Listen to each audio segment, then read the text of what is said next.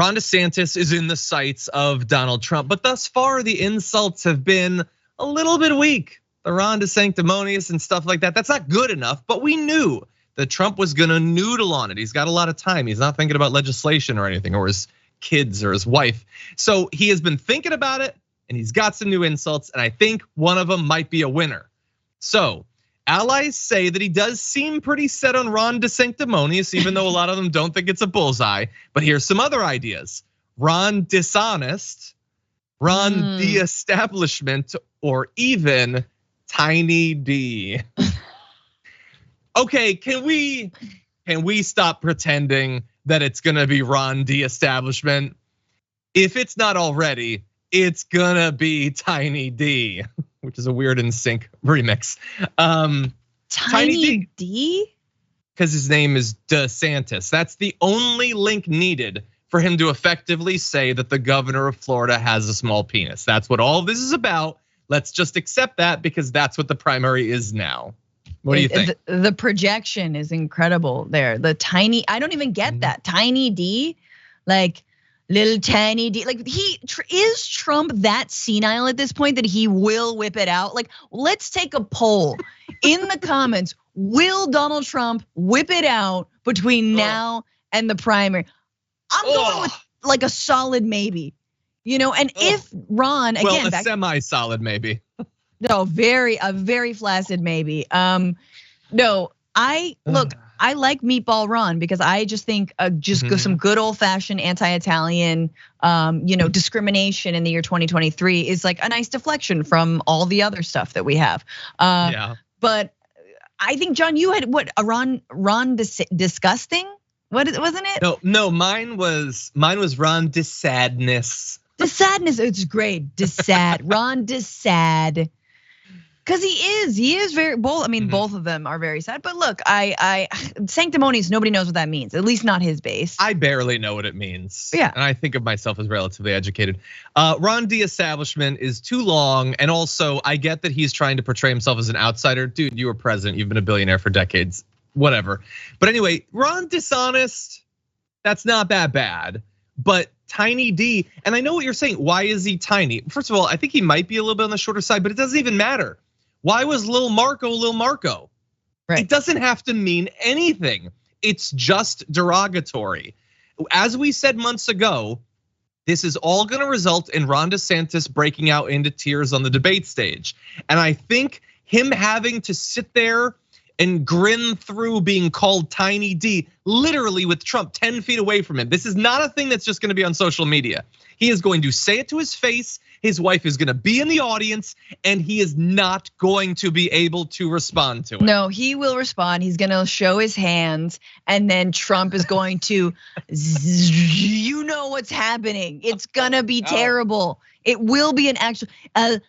Can you hit Jake Tapper from here? I can do it. I can hit him right here. I can hit the desk. Let me see you do it. Like, that's where we're headed. Wait, Francesca, you're close. But if Ron DeSantis is up by 15 points in the polls as they go to their first debate, there is at least a 20% chance that Trump pees on him at a debate. Like, literally walks over to his podium and pees on his leg. Yeah, no, I absolutely think that could happen. Yeah, I think it's fun. A DeSadness, he needs some better ideas. But we'll see. We'll see whether Ron. I don't think DeSantis can rise above it. I think he's got to get down and dirty. He's got to do the peeing contest. Yeah, I think we want to see pee. We want to see pee. We want to see diapers, and we want to see. I don't. Okay, so there were a few things. I've jumped in at the right moment of this show, clearly. Exactly, to get we almost got past it. But anyway, they reiterate in some of the recent articles about this that he's going to attack him, DeSantis, for wanting to cut Social Security, Medicare. All that's good. A lot of this is fine. But here, I could be wrong. I could be wrong about literally all of this, and Ron DeSantis totally destroys him, and that's it. Maybe. But when he comes out with Tiny D, and he does a CPAC speech attacking him as being part of a rhino and being the establishment or whatever, and then DeSantis' spokesperson has no comment, and DeSantis tells Jesse Waters he sees Trump's attacks as background noise. You are not prepared. You cannot why can you just ignore it, but Jeb Bush couldn't just ignore it, and Rand Paul couldn't just ignore it, and Chris Christie couldn't just ignore it, and Ted Cruz couldn't just ignore it. Why do you think you're gonna be able to take the high road? Where do you think you are? Yeah, no, exactly. But he will try, because you're absolutely right. And the other person who did that was Hillary Clinton. I mean, right? Remember that moment in the debate where you're like, actually, there is a debate. Someone can tell Donald Trump to shut the F up to his face. Obviously, not quite that far. And Hillary Clinton tried to take the high ground. It was the, Michelle Obama, when they go low, we go high. And it's like, no, that doesn't work. And so say what you will about, Biden being ill prepared to like truly stop fascism.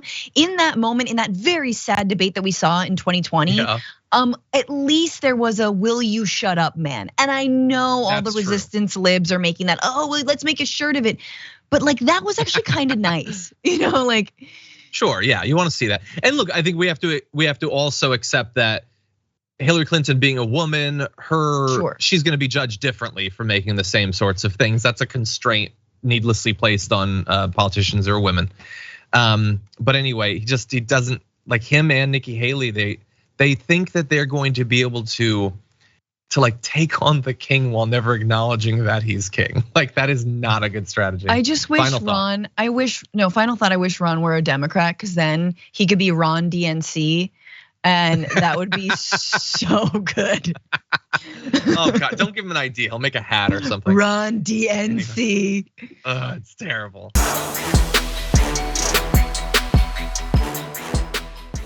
Check out the Damage Report podcast each day, wherever you get your podcasts, whether Pocket Casts or Stitcher or iTunes. You can join me as I give you the news and stories you want, with a range of co-hosts and interview guests jumping in on the fun each day. Again, that's the Damage Report, wherever you get your podcasts. And if you get them at iTunes, don't forget to rate and review. Sometimes I'll read them live on the show.